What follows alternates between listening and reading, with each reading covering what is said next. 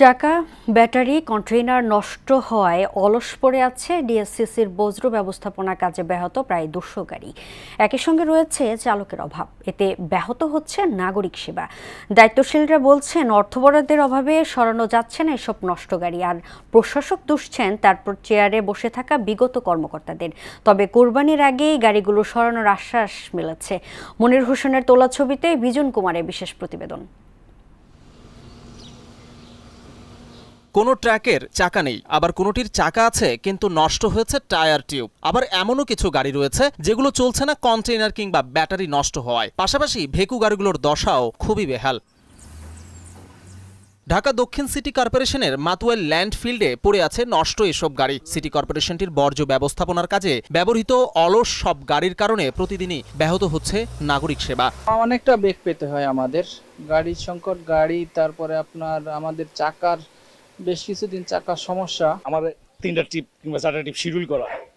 আমার এটা মারার পরে ওই আমার মতো গাড়ি আরেকটা গাড়ি নষ্ট, ওই গাড়ির ডিউটিটা আমাদের মতো 1-2টা গাড়ি দিয়ে ওইটা মেক আপ করা হয়। যদি গাড়িগুলো ঠিক হয় আমরা আরো জনগণকে আরো বেশি করে সুবিধা দিতে পারবো। বর্তমানে সচল ডাম্প ট্রাক, কন্টেইনার ট্রাক এবং ভেকু গাড়ির সহায়তায় ল্যান্ডফিল্ডে প্রতিদিনই ফেলা হয় 3000 থেকে 3200 মেট্রিক টন ময়লা। আর ময়লার কারণেই প্রতিনিয়ত নষ্ট হচ্ছে এসব গাড়ি। এগুলো আপনার ময়লা থাকে, বৃষ্টিতে পানি পড়ার পরে আস্তে আস্তে এগুলো জং ধরে অনেক বছর ইউজ করার পরে তারপরে আপনার নষ্ট হয়। যেটা নিয়ে টিকসই 1 বছর, ওইটা দেখা গেছে 3 মাসও চলে না।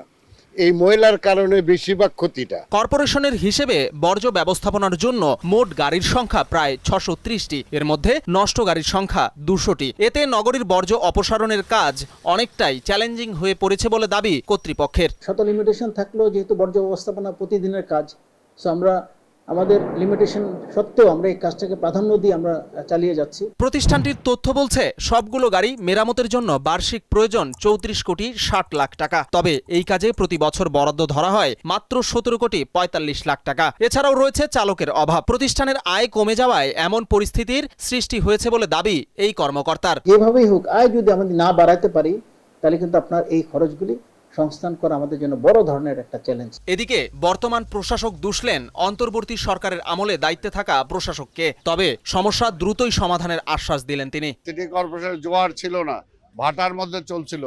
আমরা সিটি কর্পোরেশন এখন জোয়ারে ভাসাতে চাই। যেগুলো রিপেয়ার করলে আমরা চালাতে পারবো রাস্তায়, সেই সমস্ত গাড়িগুলোকে রিপেয়ারের ব্যবস্থা করেছি আমরা। ডিএসসিসি বলছে শুধু যন্ত্রাংশ নয়, চালকের অভাবেও অলস বসে আছে বেশ কিছু গাড়ি।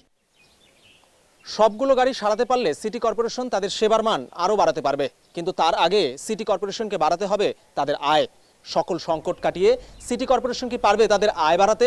প্রশ্ন থেকে যায় এই বাক্যে। বিজন কুমার, মোহনা সংবাদ, ঢাকা।